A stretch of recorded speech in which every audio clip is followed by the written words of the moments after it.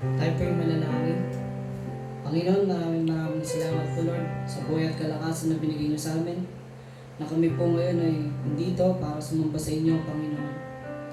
Mga po Lord God, ang focus po namin ay matuon lamang sa inyo, Panginoon. Sa kung paano ka namin papupurihan, Panginoon. Kung paano namin mabibigay yung best namin ngayon, Lord God. Maraming salamat po Lord sa inyong pag-iingat, sa inyong pagmamahal, Lord. Nawa po Lord, kayo po ang mag-bless ng aming gawain ngayon hanggang ito po yung matapos. Maraming salamat po Lord sa pangalan ni Jesus. Amen.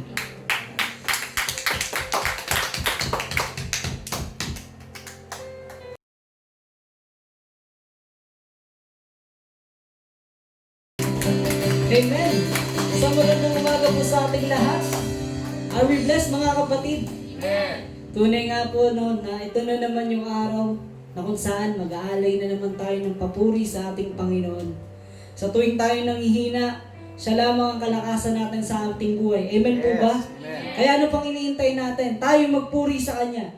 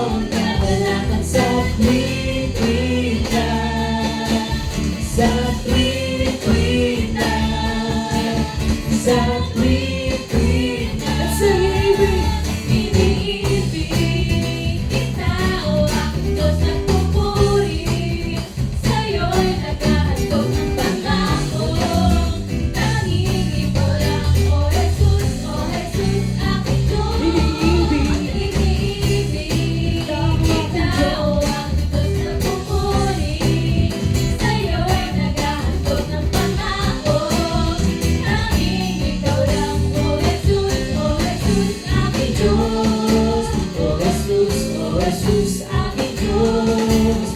O Jesus, aking Diyos. Ikaw lang.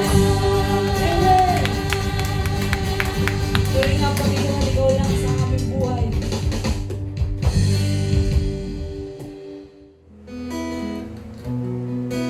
Ngayon naman po, ito pong oras na ito, ialay natin ang pag-ibig natin sa Panginoon. Dahil siya lamang ang ating Panginoon sa ating buhay. Amen po ba?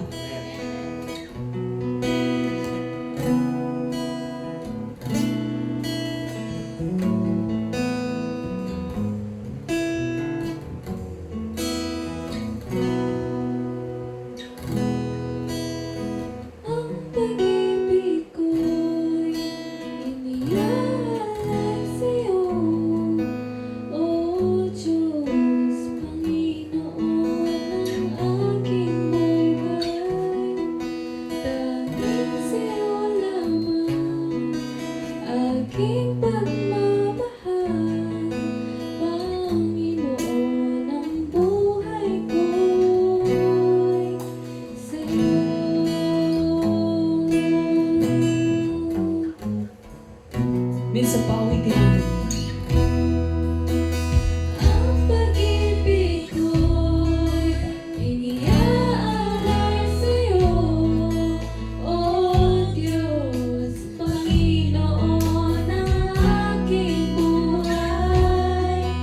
Dahil sa'yo lamang aking pagmamahal, Panginoon ng buhay ko'y sa'yo.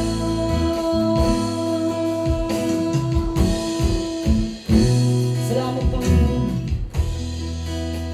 Salamat, Panginoon.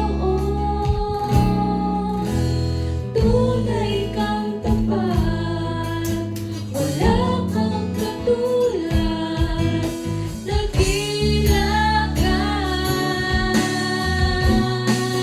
Ang pag-ibig ko,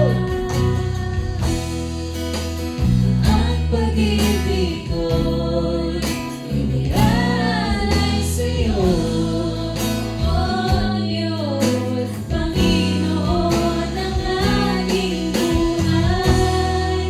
Dahil sa'yo lamang aking pagmamahal, Panginoon ng buhay ko'y sa'yo.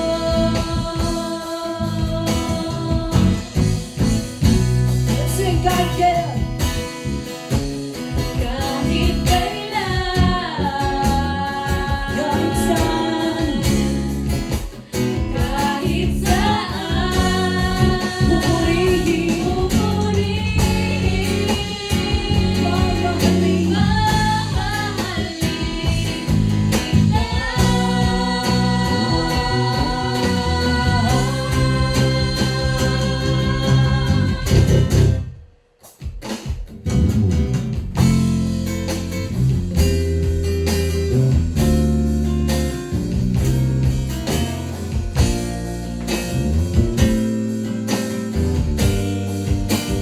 dahil sa'yo lamang, dahil sa'yo lamang aking pagmamahal, Panginoon ang buhay ko'y sa'yo.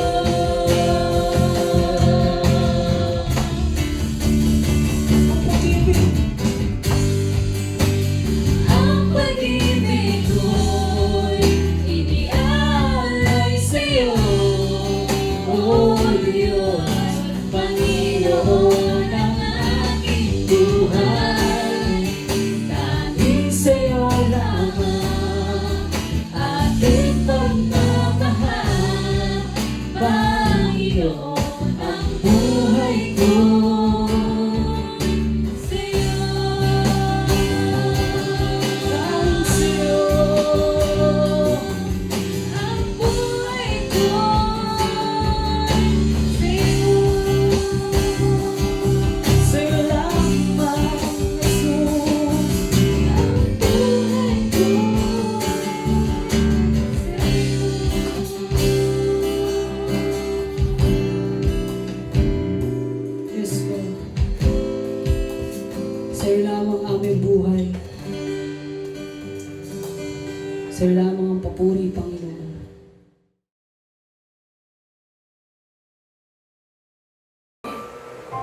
Muli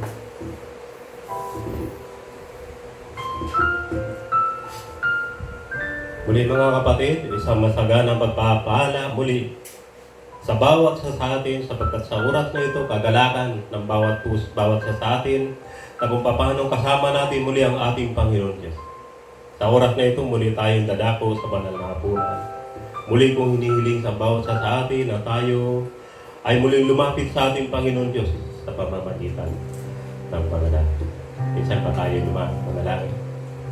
Ama naming Diyos, Diyos na lubang makapangyarihan sa lahat. Muli, sa oras na ito, ang bawat isa sa amin ay nagpapasalamat muli sa iyong kabutihan. Tunay nga na ikaw ang Panginoon Diyos na marapat sambahin, patuloy na luwalhati sapagkat ikaw ang Panginoon Diyos nagbigay sa amin ng kalakasan, araw at gabi, ang lahat ng mga pagpapala, Ama. Ito ay patuloy niyong binibigay sa amin, siksik, liglig at umapaw. Ama, lagi niyo kami iningatan, lagi niyo kami sinasamahan, kaya marapat kang sambahin at pasalamatan. Ama, ikaw rin po ang Panginoon Diyos nagbigay sa amin ng kalakasan. Ikaw din po ang Panginoon Diyos nagbigay sa amin lahat ng aming mga pangangailangan. Sa aming hanap buhay, lagi niyo kami pinagpapala. Sa mga pagsubok na dumarating sa aming buhay, lagi niyo kami pinagtatagumpay. Kapag lagi niyo kami sinasamahan, ang aming pasasalamat, Ama, ay gayon na lamang. Sa oras na ito, narito kami muli sa iyong banal na harapan na kung paano natutuwa at nagagala kami. Nais namin na hingi ang kapatawaran ng aming mga kasalanan. Na kung paano nagkakasala kami sa isip, salita at sa tuwa. Nais namin, Ama, na sa oras na ito, bago kami makapanganig ng mga salita mo, Ama, hinihiling namin sa iyo, Ama, na kami ay maging karapat-dapat sa iyong banal na harapan. Kaya hinihiling po namin sa oras na ito, patawarin niyo po kami sa aming mga kasalanan. Ito po ang aming samot dalangin sa matamis na pangalan ni Jesus. Muli mga kapatid, basahin ko po rito sa Matthew 26, verse 26. Ganito po ang pagkakasabi.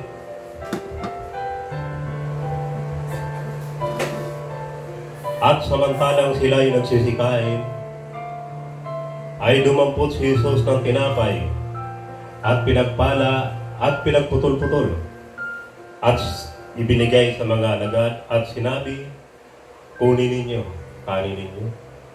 Ito ang aking katawan. Sabay-sabay po natin kanin ang tinapay.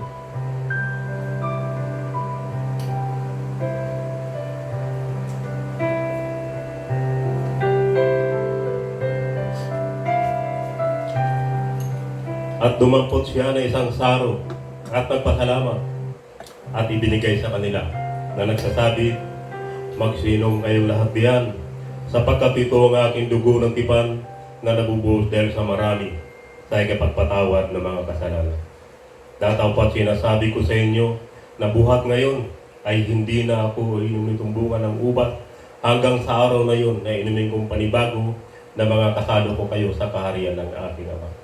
Sabay-sabay po natin inumin.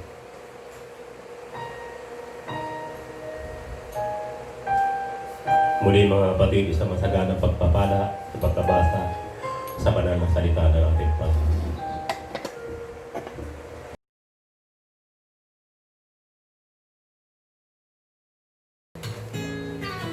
Isang mapagpalang araw po sa ating lahat. Dadako na po tayo sa ating bibigay sa ating Panginoon. Ready na po ba kayo mga kapatid na magbigay? Amen! Amen. Kung may mga Biblia po tayo, basahin natin po sa Aklat ng Jonas, chapter 2, verse 7 hanggang sa mga sumusunod. Sabi po dito, nang maramdaman kong mapupugto na ang aking hininga, naalala kita, Yahweh. Ako'y dumaing at narinig mo ako mula sa iyong banal na templo. Ang mga sumasamba sa Diyos-Diyosan ay hindi tapat sa iyo. Ngunit magpapasalamat ako sa iyo sa aking mga awit. Ako'y maghahandog sa iyo. Tutuparin ko ang aking mga pangako sa iyo. Kayo po mga kapatid, marami po ba kayong bagay na napupugto na? Hindi man hininga, hindi man buhay, pero yung pangailangan nyo nawawala ba? Kunyari pagkain, kunyari pera, Ano pong ginagawa nyo? Sino po ang ina nyong nilalapitan? O kaya, sino yung hinihinga ng tulong? Mga kapatid, baka po hinuhuli natin ang ating Diyos kapag tayo lumalapit sa Kanya. Kaya po ang pagpapala hindi natin natatanggap kagad. Kung tayo po ay merong kulang pagkukulang o kulang man sa ating buhay, sana po mga kapatid, ang ating hingyan ay ang ating Panginoon. Kahit po tayo ay kinakapos, kulang sa pagpapala, kulang sa biyaya, na galing sa ating pamahalaan, ang una po nating hingan ay ating Panginoon. Ang sa gayon, lahat po nating hihingin, ang ating nais ay Kanyang ibibigay. Kaya po, sa pagbibigay natin, hingin po natin ito sa ating Panginoon. Maraming salamat po.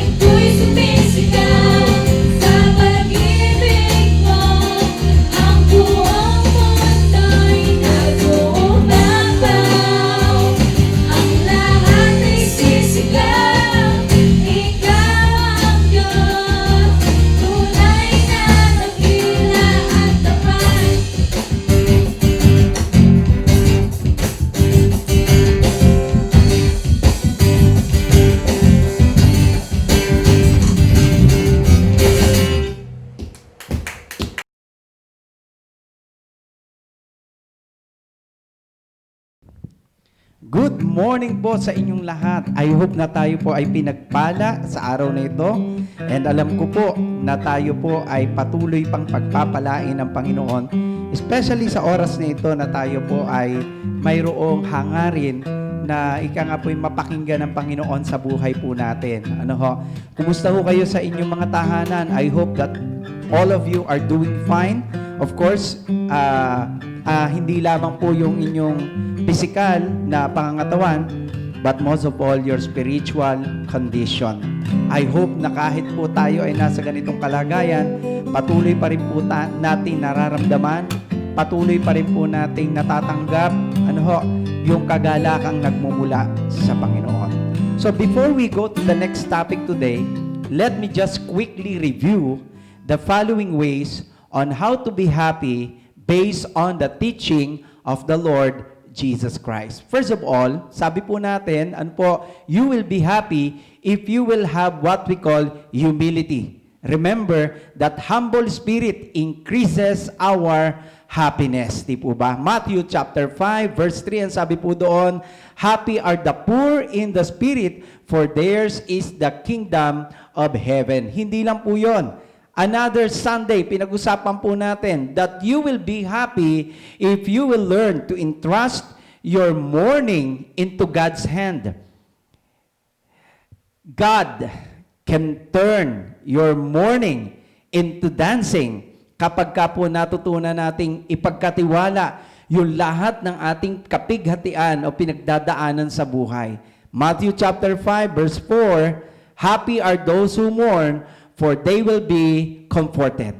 You will receive the comfort from God if you will learn to entrust all your mourning in your life into God's hand. Then the third thing na pinag-usapan po natin, another Sunday, sabi po natin, you will be happy if you know how to show meekness or power under control in different life situation. Naiipit tayo sa iba't ibang mga sitwasyon at nasusubok yung ating tinatawag po nating pasensya, nasusubok yung ating kaamuan. At ito po ay talagang nangyayari upang maipakita ho natin na tayo po ay mayroong kalakasan, pero ang kalakasan yon ay nasa ilalim po ng control. Sabi po kasi ng Matthew chapter 5, verse 5, happy are the meek, okay? For they will inherit the earth. Then another Sunday, we talk about that you will be happy if you will find fulfillment in God alone. Huwag na natin hanapin sa iba't ibang lugar. Huwag na natin hanapin kung saan-saan o kung kani-kanino. Sa Panginoon lang natin makikita yung fulfillment, yung satisfaction of life. He alone can satisfy your hunger and your thirst. Yung gutom at uhaw mo, ang Panginoon lang ang magbibigay ng fulfillment o satisfaction niyan sa buhay mo. Like what the Lord said in Matthew chapter 5 verse 6, He said, happy are those who are hungry and thirsty for true goodness, for they will be fully satisfied.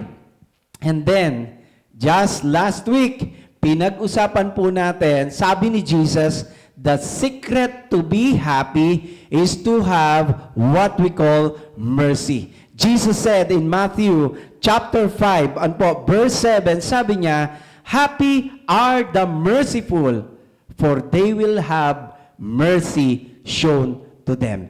It's a principle na nagsasabi sa atin na kung ano yung tinatanim mo sa kapwa mo, yun din ang ibabalik sa iyo. Remember to leave the marks of being merciful. Sabi po natin, there are 4 marks of being merciful. The mark of being patient, the mark of being forgiving, the mark of being helpful, and the mark of being good to all, even to our enemies. Praise the Lord. So, ngayong araw po na ito, pag-uusapan po naman natin sa ating temang Be Happy. Paano ba tayo magkakaroon ng tinatawag na pure happiness? At sa oras na ito, pag-uusapan po natin yung unang bahagi ng topic nating ito. So, bago po natin ito pag-usapan, let's come to the Lord in prayer.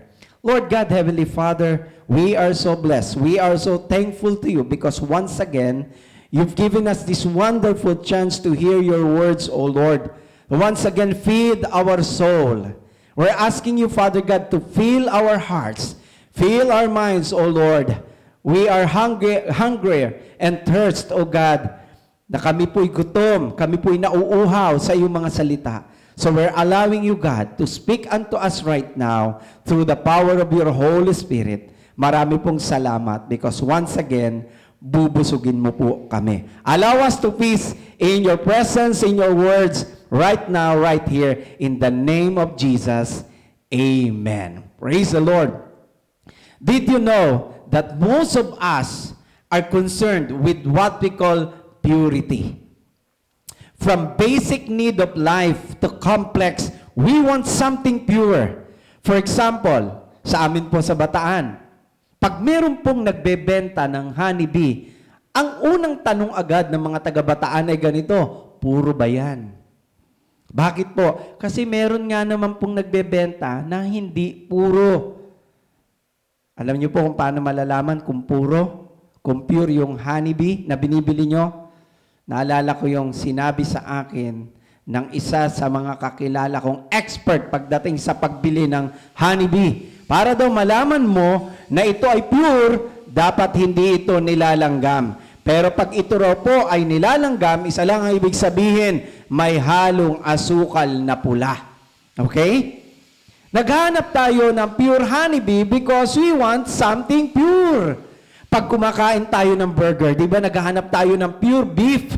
Ayaw natin na may halong saging o puso ng saging. Alam mo bakit? Kasi ang isang technique po dyan ng ibang mga negosyante, para daw po yung burger patty ay dumami, kinakailangan daw pong dagdagan mo ng puso ng saging. Ang mga tao po o yung mga mamimili, of course, ang hinahanap po nila pure beef. Okay? Ayaw nila ng merong halo kasi nawawala po yung talagang nasa-sacrifice po yung talagang lasa noong beef na gusto ho natin. We want what we call pure water. Kaya ang isa sa pinakamalakas po na business sa ating bansa, yung tinatawag nating water purifier. Alam niyo po ba, ngayon po, lumalakas na rin yung tinatawag po nating air purifier. Because we want pure air. Bentang-benta ho ito ngayon. Opo, ang dami naghahanap nito ngayon. Alam mo bakit? Kasi ito raw po ang paraan para iwas virus. Again, we are all concerned with what we call something pure. Now, as we desire pure honeybee, pure beef, diba, pure water, pure air, we must never overlook the most important thing to be pure. Because it is the only way for us to see God. And we are talking about the purity of our heart. Kapag hindi pure o dalisay, kapag hindi malinis ang ating puso, imposibleng makita natin ang Diyos. It is very impossible for us to see God without possessing a what we call pure heart. Jesus said, Matthew chapter 5, verse 8, happy are the pure in heart, for they will see God. Alam nyo, ganito rin yung kapahayagan doon sa Psalms chapter 24, verse 3 to 4. Ang sabi po doon, who can ascend the Lord's mountain? Sino lang daw po ang maaaring makarating doon po sa presensya ng Diyos? Who can stand in the holy sanctuary? Sabi po ng verse 4, eto, only the one with clean hands and pure hearts. Take note, sabi, only the one with clean hands and pure hearts. And then, ang sabi po ng sumulat nitong mga awit, ang sabi po niya, the one who has not made false promises, the one who hasn't sworn dishonestly. Yun lamang daw pong hindi sumisira sa kanyang mga pangako o nanunumpa ng mayroong kasinungalingan. Yun lamang daw pong mga tao na hindi gumagawa ng ganoon, ang maaaring humarap, tumindig sa harapan ng Panginoon. Pure happiness comes from having a pure heart. You will never have pure happiness in your life if you will not possess a pure heart. Again, pure happiness is heart condition. So kung ano ang puso mo, yun ang lalabas sa pagkatao mo. Kaya kung bitter ka, di ba?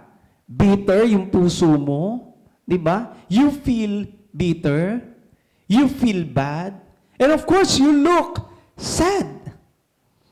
But if you feel better, ang puso mo ay better. You will feel great. You will feel wonderful. You will feel good. And of course, you will look good. You look happy. Because that happiness comes from inside out. Diba? That's why the Lord is encouraging us to have a pure heart. Because it is the secret of having a pure happiness. Now, what do we mean when we say pure heart? Let me first clarify the word heart. When the Bible speaks of the heart, it is not talking about the physical organ that pumps the blood throughout our system, throughout our body. Rather, it speaks of our inner self. When we say inner self, it speaks of your spirit, your soul, and your mind. Kaya pag tinignan niyo po, yung Jeremiah chapter 17 verse 10, God said, sabi po ng Panginoon, I, the Lord, search the heart and test the mind. You will observe that the heart and mind are parallels, which tells us they are synonyms. So when Jesus is talking about heart, He means your inner self, your spirit, your soul, your mind. Hindi po yung physical organ natin o yung physical heart natin. No. Now, the word pure, dito sa ating binasa, sa Matthew, ang ginamit po dyan sa Greek ay katharos, which means clean. Now, this word has a what we call rich background in the Old Testament. In the law of God, God commanded His priests that the temple and people of God were not to be contaminated with animals or other things that had been devoted to other gods. Now, if the people of Israel came in contact with anything that is unclean, they had to be cleansed before they could worship God. So they had this what we call rituals of washing for themselves or their things to make themselves suitable for God in worship.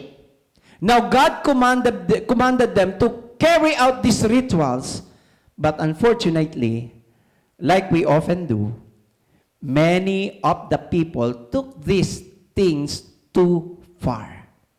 Bakit?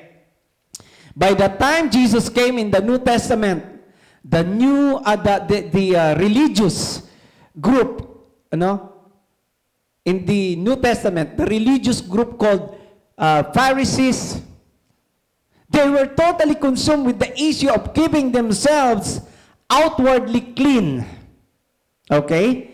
Ang concern nila, dapat malinis sila outwardly. So they would wash every cup and basin and wash their hands ceremonially and go through all kinds of ceremonial washing to keep clean. So sadyang physically talagang malinis sila, naglilinis sila. Okay? Bakit? Because they want to be, physically clean. Ang isa sa mga biblical illustration nito ay noong sitahin ng Panginoon, sitahin ng mga Pariseo, ang mga alagad ng Panginoong Hesus dahil kumain sila na hindi naguhugas ng kamay. Basahin natin dito sa Mark chapter 7, verse 1 to 7. Samahan niyo po ako sa pagbasa. Sabi po dito, sama-samang nagkatipon-tipon sa kinaroroonan ni Jesus ang mga Pariseo at ilang mga guro ng kautusan na nagmula sa Jerusalem.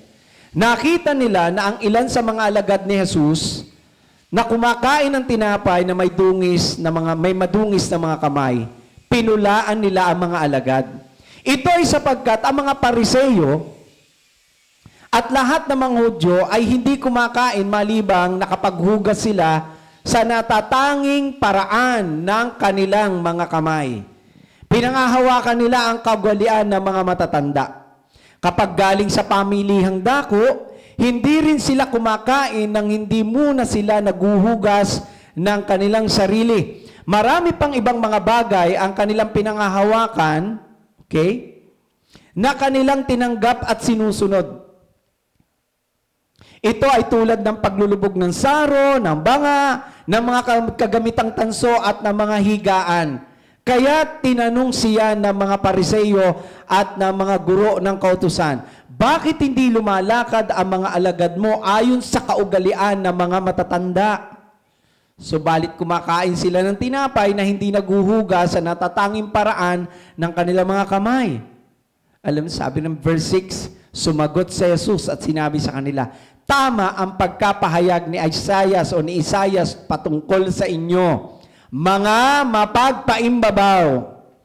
Ito ay gaya ng nasusulat, iginagalang ako ng mga taong ito sa pamamagitan ng kanilang labi, ngunit ang kanilang puso ay malayo sa akin. Sinasamba nila ako ng walang kabuluhan na nagtuturo ng mga turong utos ng tao. Jesus was reprimanding the Pharisee for being ritualistic about their outward cleansing. He said, you are so concerned with these traditions of outward cleansing, like washing your hands and your cups and your dishes, etc. But he said, your hearts, your inward thoughts, your emotions, your love, sabi ng Panginoon, are far from me. He was saying it is not the outward cleansing that you should be concerned about, but the cleanliness of your heart. The cleanness, the purity of your heart.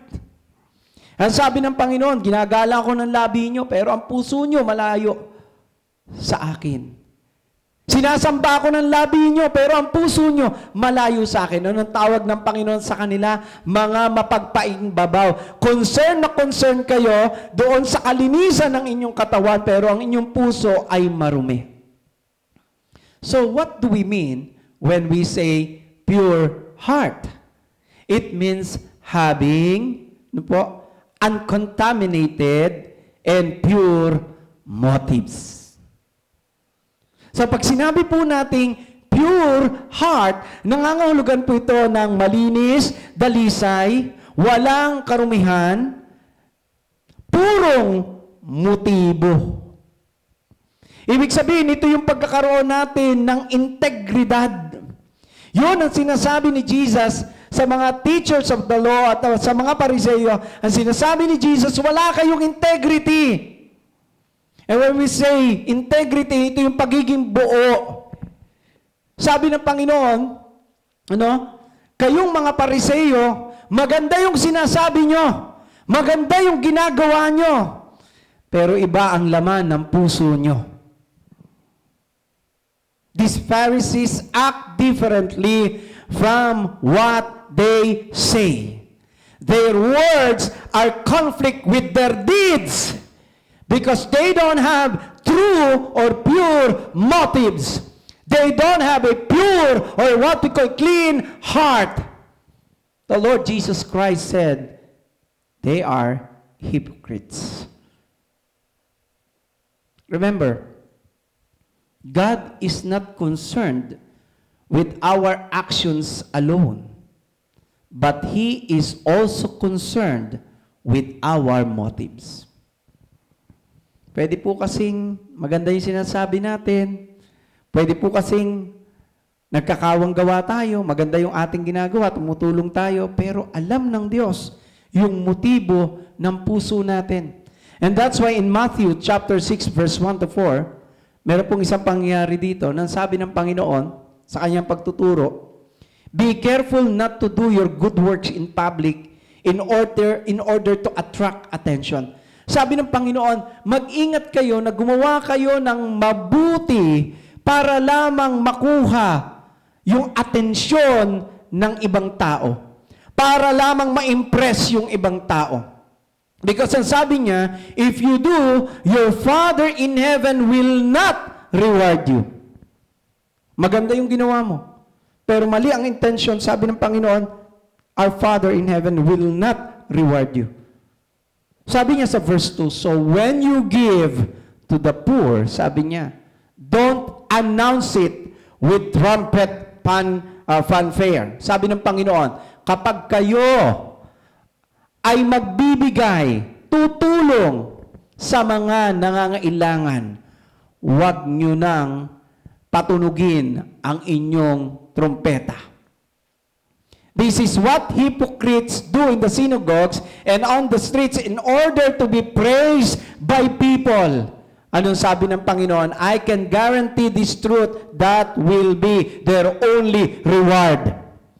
Ang sabi ng Panginoon, ito ang bibigyan ko ng garantiya sa inyo na kapag ginawa niyo yon, sabi ng Panginoon, yun na yung gantimpala nyo. Alin? Yung applause, yung palakpak ng tao, yung papuri ng tao, yun na yun. Wala nang blessing from our Father. Verse 3, ang sabi ng Panginoon, napakaliwanag, sabi niya, when you give to the poor, don't let your left hand know what your right hand is doing. Isipin mo, yung left and right mo, no?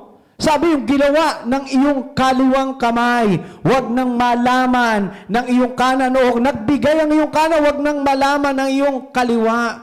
Verse 4, ang sabi doon, give your contributions privately. Anong gagawin ng Father God? Your Father sees what you've done in secret. He will reward you. This is very clear. Brothers and sisters, God is encouraging us to have a clean heart, a pure heart. Sabi ng Panginoon, sa lahat ng ating ginagawa, dapat malinis ang motibo ng puso natin. Malinis ang motibo ng isip, ng espiritu natin. Now, may 3 hakbang na itinuturo ang Panginoon upang magkaroon tayo, dito sa Matthew chapter 6 verse 4, upang magkaroon tayo ng pure heart. There are 3 ways to have a clean or pure heart according to Matthew chapter 6 verse 1 to 4. First of all, sabi ng Lord, for you to have a pure heart, you must remember that nothing is hidden from God. Nothing is hidden from God. Ang sabi po ng talatang binasa ho natin, no?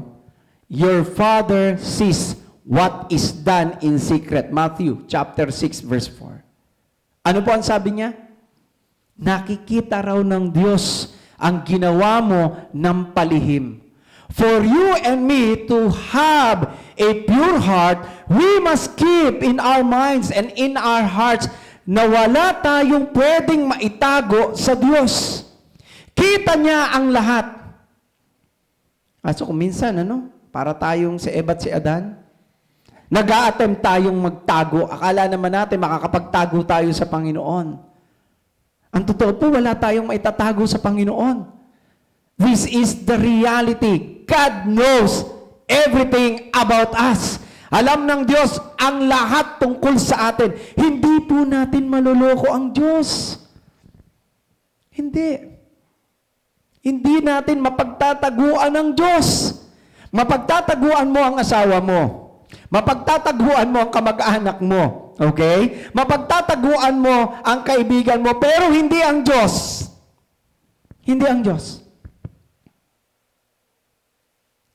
Doon sa Hebrews chapter 4 verse 13, napakaliwanag, napakalinaw ng sinabi ng Panginoon doon. Ang sabi doon sa 13, at walang anumang nilikha ang makakapagkubli ng kanyang mga gawa sa paningin ng Diyos. Very clear. Walang anuman daw po na nilikha na makakapagkubli sa ng kanyang mga ginawa sa paningin ng Diyos. Bakit? Ang lahat ay lantad at hayag sa kanyang mga mata at tayo ay magbibigay sulit sa kanya. Dahil kita ng Diyos ang lahat ng ginagawa po natin, kita ng Diyos kung ano ang laman ng puso at isipan po natin. Ang sabi po dyan, magbibigay sulit tayo sa Diyos. We will be accountable to God for whatever motives that we have in our hearts. Because nothing in all creation is hidden from God's eyes. Everything is uncovered before the eyes of Him to whom we must give an account. Kaya, kung wala po pala tayong maikukubli sa Panginoon, mabuti pang sikapin natin sa tulong at kapangyarihan ng Banal na Espiritu na magkaroon tayo ng isang pusong dalisay. Yung totoo, hindi yung mapagpakunwari. Sikapin po natin magkaroon ng isang malinis na motibo sa bawat ginagawa po natin. As I have said, you may fool others, but you cannot fake out God. Alam ng Diyos kung ano ang laman ng puso mo. Alam ng Diyos kung bakit ka may dalang kamera noong ikaw ay tumutulong sa mga nangangailangan. Alam din ng Diyos kung bakit nag-post ka sa FB, pagkatapos mong retratuhan, picturean, ang iyong mga kawang gawa. Sa panahong ito ng pandemya, alam ng Diyos ang motibo ng puso mo. Bakit mo pinost yan? God knows everything, di po ba? Hindi ko po hinahatulan yung mga nagpo-post sa FB ho. Sinasabi ko lang po, alam ng Diyos yung motibo natin, bakit natin inilalagay yan sa FB at pinopost natin yung ating mabubuting ginawa. This is what's so amazing our God. He knows everything. And the very reason why we are doing those things, these things, good things, alam ni God yung motibo ng puso natin. Kaya nga, for us to possess a what we call pure heart, remember that God sees everything. And since God sees everything, it is better to have a clean heart, a pure motive. Now, another way for us to attain a what we call pure heart is review your intentions. Review your intentions. We have to evaluate the reason behind our deeds. Kailangan pong ating tignang mabuti, reviewin nating mabuti. Ano ba yung intensyon o dahilan? Ano ba yung dahilan sa bawat mabubuting ginagawa natin? Hindi pwedeng ginagawa natin yung isang bagay na wala tayong reason. Lahat ng ginagawa natin may reason yan. And it's very important that we evaluate the reasons behind our intentions. We have to review our intentions. We have to review the motive behind the deeds we are doing. Doon sa Proverbs chapter 16 verse 2. Ang sabi ng Lord doon ganito, all the ways of people are pure in their eyes. Ang sabi po dyan, di ba? All the ways of people are pure in their eyes. Pero may kasunod, but the Lord tests the motives. You see? Sa paningin natin, lahat ng ginagawa natin, maganda. Lagi nga ang katuwiran ng tao ganito, wala naman akong ginagawa masama eh. Naikatuwiran nyo na ba yun? Di ba? Wala naman akong ginagawang masama. Pero ang sabi po ng Bible, ang sabi ng Bible, but the Lord tests the motives. Ang Diyos po ang humuhusga ng motibo natin. The Lord knows the intentions of our hearts.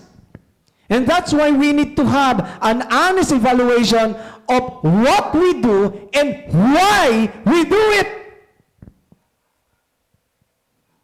Proverbs chapter 24 verse 12. Sabi po doon, you may say that it is none of your business, but God knows and judges your motives. He keeps watch on you, He knows, and He will reward you according to what you do. Gusto ko pong pansinin ninyo yung sinabi dyan, motives and what we call reward. Gusto kong lagyan niyo po ng guhit yan sa inyong mga Bible. Gusto ko pong bilugan ninyo, kung ayaw niyong guhitan, bilugan niyo po yung motives, yung word na motives, at saka po yung reward. Bakit po? Kasi nais ko pong makita nyo na bago ka bigyan ng ating Ama, before our Father release His reward to you, dahil doon sa ginagawa mo, titignan muna ng Diyos yung motibo, yung intention mo behind doon sa mabubuti mong ginagawa. Bibigyan ng sample. Halimbawa, meron kang churchmate, no? Nangungutang. Okay na okay sa yung mangutang. Kaya naman pala pinauutang mo kasi may plano ka na makuha, pag hindi nakabayad, makuha yung lupa niya. Diba? Maganda yung ginawa pero mali motibo. Diba? Pwedeng sabihin natin na tumutulong ka kasi at the end, you will take advantage. Alam ng Diyos yun.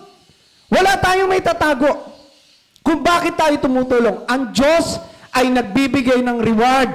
Hindi ho batay lang doon sa kung ano yung ginawa mo. Hindi po Kundi batay din po sa tinatawag po nating bakit mo yon ginawa. Yun nga po yung intensyon. Hindi lang bumabatay ang Diyos ng pagbibigay ng reward batay sa ginawa mo, kundi batay sa bakit. Bakit mo yun ginawa? The reason behind your intention.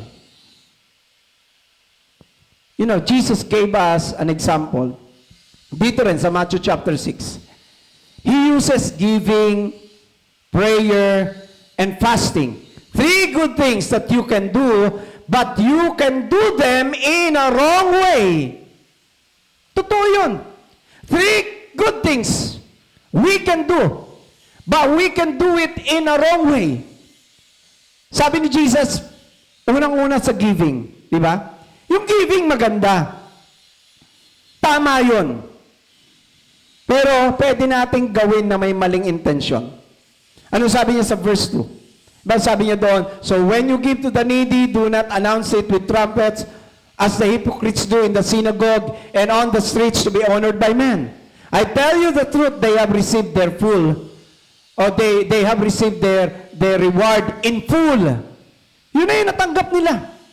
Yung applause ng tao, yung papuri ng tao. Ano sabi ng Panginoon? Sabi niya, if you will give something, you should not give in order to be seen, in order to receive the praise of men. So kung magbibigay ka ng upuan sa church, wag mo nang lagyan ng donated by, wag mo nang lagyan ng pangalan mo, di ba? Kung magpapapader ka ng para sa church, di ba? Wag mo na ilagay yung pagkalaki-laki mong pangalan doon, di ba? Huwag ka mag-alala, hindi man nakasulat ang pangalan mo sa upuan o sa pader ng church, ang mahalaga, ang pangalan mo nakasulat sa aklat ng buhay. Yun ang importante. Kung magbibigay ka ng love gift kay pastor, pwede ba? Huwag mo nang ipagsabi. Di ba? Keep it between you and God. Huwag mo nang ipabalita. Di ba? Kung tutulong ka sa panahong ito ng pandemya, keep it private, di ba? Huwag na po nating i-announce, huwag na nating ipa-shout out sa FB, o sa Twitter, o sa iba pang social media platform. Huwag na. If you will give your pledge, your donation, or anything in the church, please, keep it private. Keep it private. Don't blow the trumpet, di po ba? Sabi ng Panginoon, but when you give to the needy, do not let your left hand know what your right hand is doing. So that your giving may be in secret, then, sabi po ng Bible, your Father who sees what is done in secret will reward you. Ano sabi po? Huwag na raw pong hayaang malaman ng iyong kaliwang kamay ang ginagawa ng iyong kanang kamay. Ang ibig po sabihin noon, huwag mo nang limi-limiin, huwag mo nang sabihin palagi sa sarili mo na, ay, salamat sa Diyos, nakatulong ako. Alam mo yun, yung lagi mong parang ina-uplift mo yung sarili mo kasi nakatulong ka, nakagawa ka ng mabuti. Don't do that. Sabi ng Panginoon, yung ginawa ng kanan mo, huwag nang hayaang malaman ng iyong ng iyong kaliwang kamay. Don't talk to yourself when you give. And when you give, that's it. All praises belongs to the Lord. Amen? Merong isang pastor na ang pangalan niya ay si Phil Newton. Ano po? Meron siyang isang kwento tungkol sa isang pastor sa isang southern city na ayaw niyang ma-violate yung kanyang conviction, no? Na magkasal ng isang believer and unbeliever. Nataon naman po na ang isa sa mga affected, okay? Isa sa mga affected ng kanyang conviction na ito ay isa sa mga kababaihan doon na nagbibigay ng thousands of dollars para sa kanilang church. Okay? So, ang sabi niya doon sa pastor, pag tumanggi ka na ako ay ikasal kasi ang mapapangasawa ko ay unbeliever, ang sabi niya, pag alis ko, kasama yung hundreds of thousands na aalis. Alam niyo ang sabi ng pastor? Ang sabi sa kanya, kapatid, nariyan po ang pintuan, maluwag na maluwag. Ang entire motive ng babaeng ito was not out of desire to honor the Lord, but to control. Natanggap niya na yung gantimpala niya. Di ba maraming ganyan sa church? Nakakalungkot isipin na maraming ganyan sa church na kung sino yung malaking nagbibigay, sila yung may control. Ang masakit nito, ito. Yung malaking nagbibigay o yung nagkakaloob para sa church, dahil marami ang nakakaalam, okay? Puring-puri, alagang-alaga. Sabi nga, pampered ng gusto pag naandyan itong si kapatid na malaking magbigay. Laging binibigyan ng atensyon, binibigyan ng pansin, binibigyan ng special treatment kasi ito si kapatid malaki magbigay. Ito, matindi. Minsan, yung mga malaking magbigay, hindi ko naman nilalahat, pero yung mga malalaking magbigay sa loob ng church, there are some na ang intention is not really to honor not really to honor the Lord, but to control. Ang pinakamasakit, madalas ang gusto nilang kontrolin yung pastor. Pastor, gusto ko ganito i-preach mo. Pastor, gusto ko ganito ang gawin mo. Pag hindi ka sumunod sa akin, aalis ako. Pero alam niyo po, mali yun. Sabi ng Panginoon, natanggap mo na yung gantimpala mo. On the other side, meron naman pong kwento itong si Phil Newton na tungkol naman po sa isang babae na mayapa na nakita niya po yung progress ng church nung ito'y nagsisimula pa lang.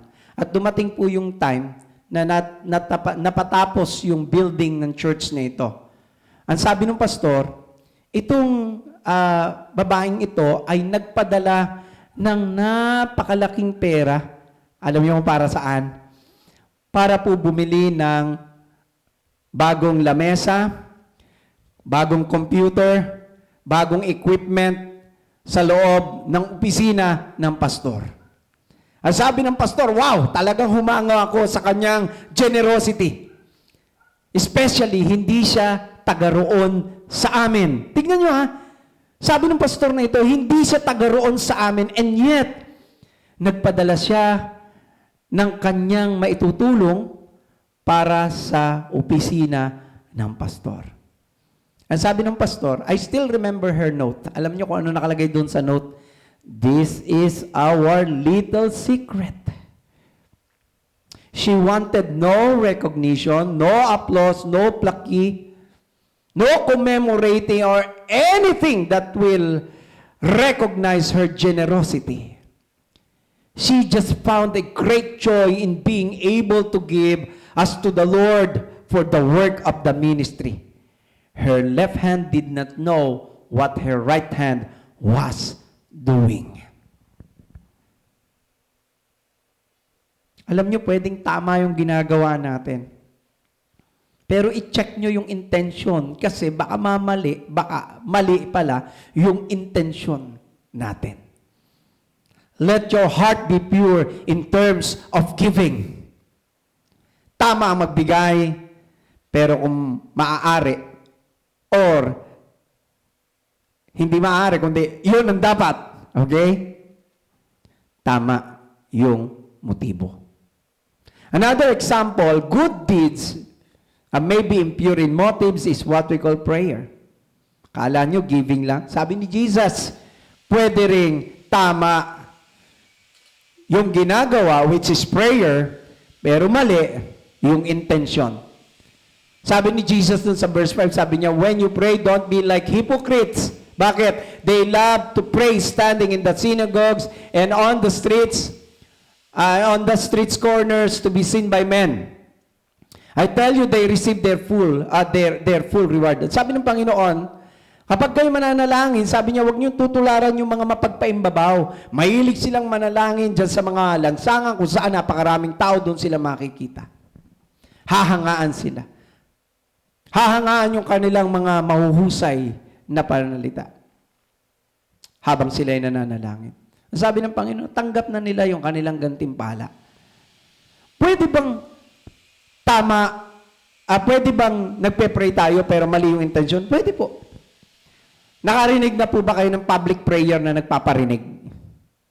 Mali yun, yung nagpaparinig. Tama yung pagpe-pray. Mali yung pagpaparinig. Marami pong gumagawa niyan. Opo.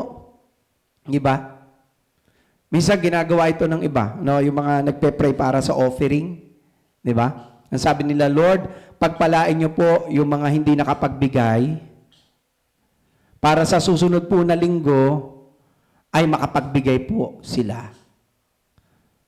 Alam niyo, pag nakarinig po ako ng ganyang phrase, I talk to that person privately para sabihin sa kanya na hindi dapat ganun ang prayer. Tama ang prayer, pero mali yung motibo. Ang motibo, magparinig.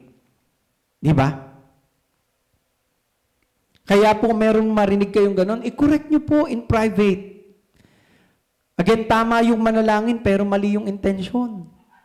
Di ba? Ang sabi ng Panginoon, na-receive mo na yung full reward pagka ganun.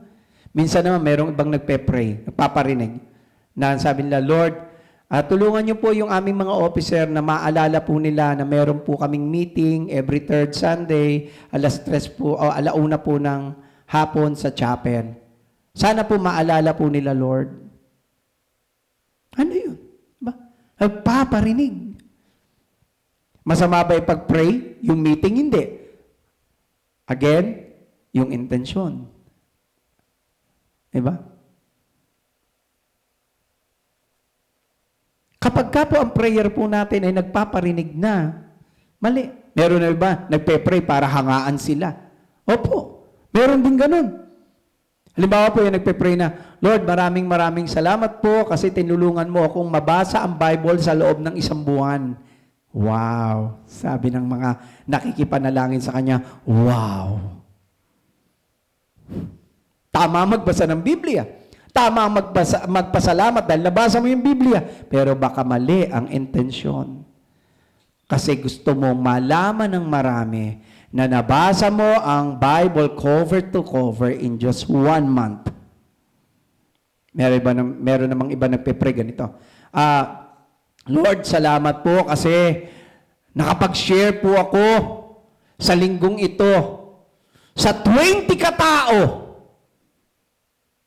Salamat po sa 20 kataong na-sharean ko. Ang sabi na naman ng mga nakikipanalangin sa kanya, wow, ako yung isa lang ang na-sharean ko. Again, prayer is good. Pero baka mali yung motibo. Mali yung intensyon. Jesus said, you have already received your full reward. When you pray, do it to impress God, to praise God, not to impress people, and not to be praised by people. We don't pray to impress people. We pray to praise and impress God. So kung mananalangin tayo, make sure na yung panalangin natin hindi nagpaparinig at walang intensyon na hangaan tayo ng Diyos. Ng tao. Hangaan lang tayo ng Diyos. Pero alam niyo po, marami pong gumagawa po ng panalangin na nagpaparinig. Baguhin po natin yan. Kasi hindi po magiging kalugod-lugod sa Diyos ang puso natin. Another good thing na ginagawa natin, pero maaaring mali ang intention, is what we call fasting. When you fast, sabi ng Panginoon, sa verse 16, di ba? Sabi niya, when you fast, okay, don't go around looking as hypocrite with sad face. So someone will ask if you are fasting. Okay? Sabi ng Lord, wash your face, put oil on your head. Bakit? So it won't be obvious to men that you are in your fasting. Ilang beses sinabi ng Lord yung word na hypocrites? 3 beses. Anong sinasabi sa atin ng Panginoon? We need to have a pure heart. If you do good, keep it secret. Huwag nang ipagyabang. Huwag na pong ipagmalaki. Huwag na pong i-announce. Jesus said, the Pharisees love the praise of men more than the praise of God. And as believers, don't aim the praise of men. Instead, aim for the praise of God. Diba? Having a pure heart is the opposite of being hypocrite. When you have a pure heart, you will not be hypocrite. Kapag meron kang dalisay na puso, hindi ka magiging mapagpakunwari. Sa halip, yung sinasabi mo ay dahil yun ang laman ng puso mo. So when you praise the Lord, it is because that is the desire of your heart. That is what is inside your heart. Sabi ng 1 Thessalonians, sabi ni Paul, chapter 2, verse 4, rather, sabi niya, we have been examined and approved by God to be trusted with the good news. And that's exactly how we speak. We're not trying to please people, but we are trying to please God who continues to examine our hearts. Sino raw po yung nag-i-examine, sumisiyasat ng puso natin? Ang sabi ni Paul, ang Diyos. Kaya ang sabi ni Paul, hindi namin hinahangad na mabigyan ng kaluguran ang tao. Hindi namin hangad na ang tao ang maging masaya at pumalakpak sa sinasabi namin. Hindi. Ang sabi niya, we are trying to please God. Now, ang question ko ay ito. Whom you are trying to please most? Are you people pleaser? Or are you trying to please God? If our goal is the praise of people, yun na lang ang makukuha mo. You already receive your full reward. No more rewards from our Father. So always keep in mind that nothing is hidden from God.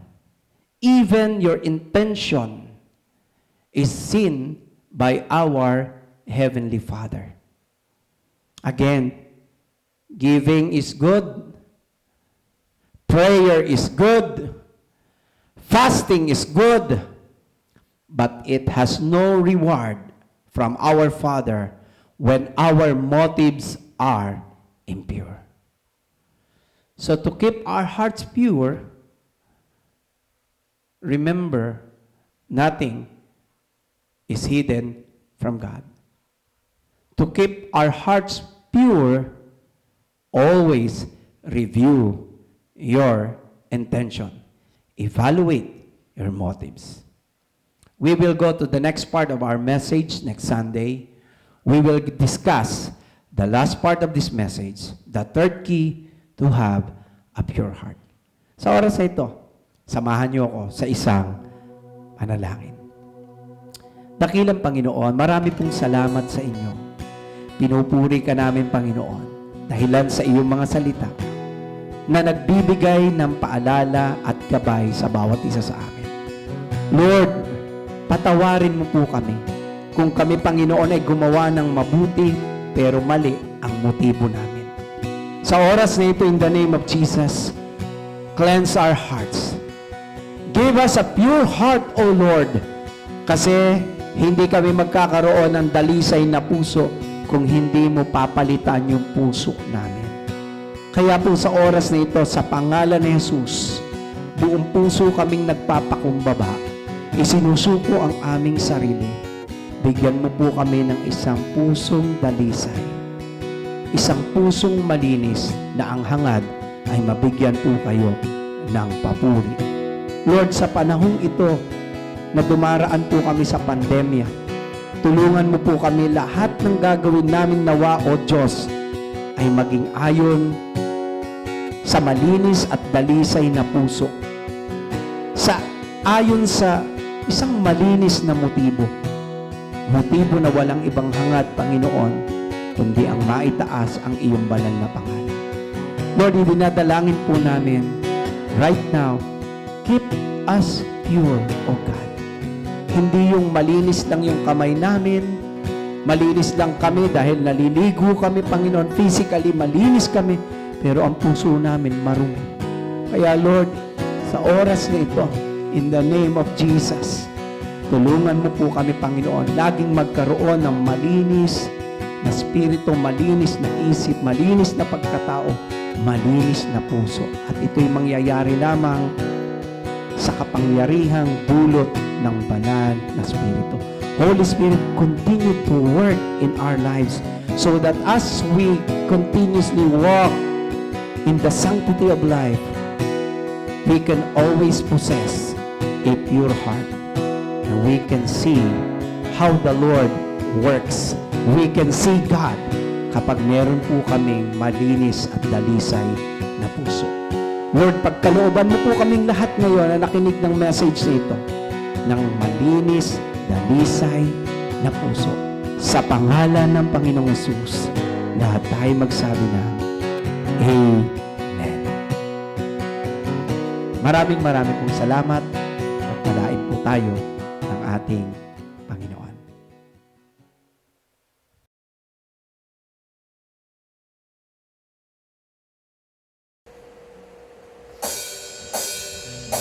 There's no sin to break, there's no pain too deep.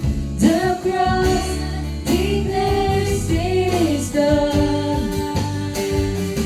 There's no shame to real, that is love won't heal. Forever the victory is won.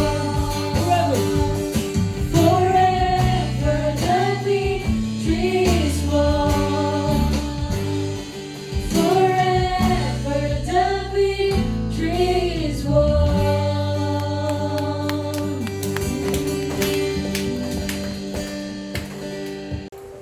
Muli mga kapatid, inanyayahan ko po ang bawat isa sa atin na tayo ay tumayo. Tanggapin po natin ang pagpapala mula sa ating Panginoon Diyos. Sa isang Diyos na ating dakilang tagapagligtas sa pamamagitan ni Jesucristo na ating Panginoon, ay sumasa Kanya nawa ang kaluwalhatian, ang karangalan, ang paghahari at kapangyarihan sa kauna-unahang panahon, ngayon at magpakailanman. Shalom. Amen.